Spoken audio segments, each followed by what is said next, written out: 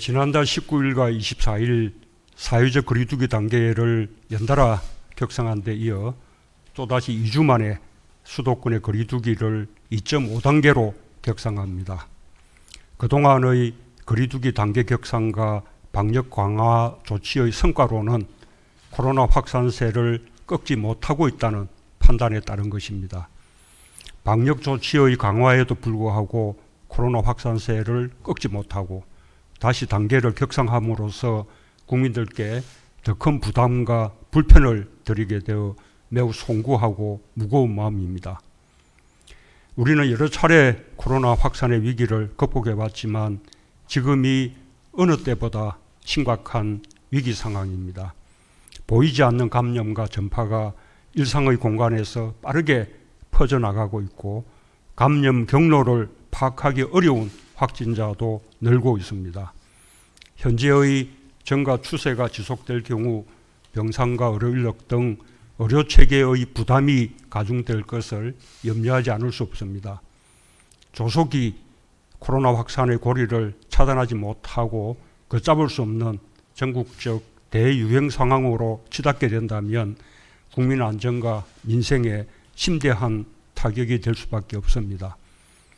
정부는 백신과 치료제가 사용될 때까지 코로나 확산세를 차단할 수 있는 마지막 고비라고 인식하고 비상한 각오로 방역에 총력을 기울이겠습니다.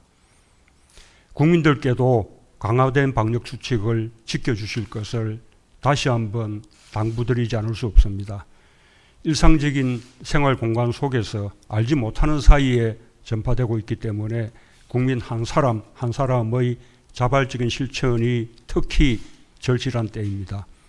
마스크 쓰기, 밀접 접촉 자제와 같은 방역의 기본만 잘 지켜도 감염의 확산을 막을 수 있습니다. 특히 성탄절과 연말 연시를 맞이하는 국민들께 당부드립니다.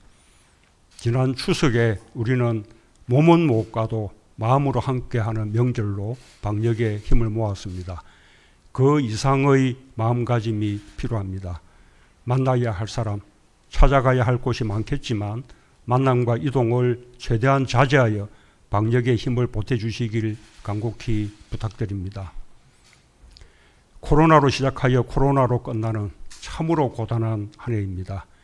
이미 전 세계 코로나 확진자 수가 6,600만 명을 넘었었고 사망자도 150만 명을 넘었습니다. 우리나라는 세계적 대유행 속에서도 방역에서 모범이 되어 왔습니다. 수능까지 무사히 치러낸 K방역의 우수성에 대해 국제사회는 한결같이 높게 평가하고 있습니다. 정부는 지금까지의 성과를 잘 이어나가 방역에서 유종의 미를 거둘 수 있도록 총력을 기울이겠습니다. 방역과 민생에 너나 없이 마음을 모아야 할 때에 혼란스러운 정국이 국민들께 걱정을 끼치고 있어 대통령으로서 매우 죄송한 마음입니다. 한편으로 지금의 혼란이 오래가지 않고 민주주의와 개혁을 위한 마지막 진통이 되기를 간절히 바라고 있습니다. 민주적 절차와 과정을 통해 문제가 해결되어 나간다면 우리의 민주주의는 보다 굳건해질 것입니다. 우리나라는 경제뿐 아니라 민주주의와 인권, 방역과 보건의료, 문화 역량, 외교적 위상 등 소프트 파워에서도 빠르게 강국으로 발전하고 있습니다. 올해 코로나 방역 과정에서 우리가 얻은 것이 있다면 바로 그것입니다.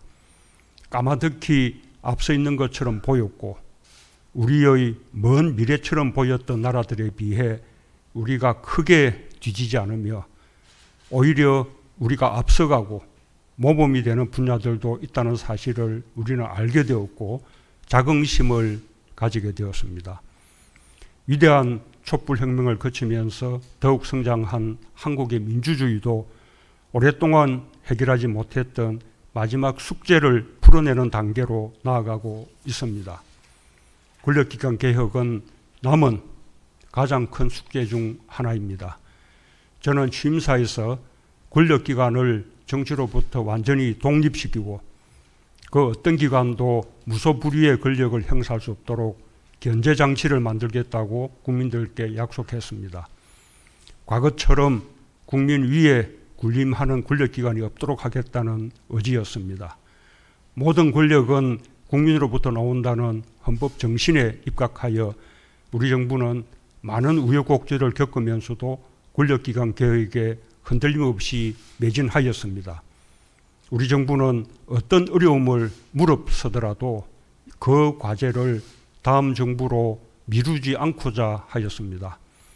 이제 그 노력에 결실을 맺는 마지막 단계에 이르렀습니다. 이번 정기국회에서 권력기관의 제도적 개혁을 드디어 완성할 수 있는 기회를 맞이했습니다. 한국 민주주의의 새로운 장이 열리는 역사적 시간입니다. 견제와 균형의 원리에 따라 국정원, 검찰, 경찰 등 권력기관들의 권한을 분산하고 국민의 기관으로 거듭날 수 있도록 개혁 입법이 반드시 통과되고 공수처가 출범하게 되길 희망합니다. 예, 이상입니다.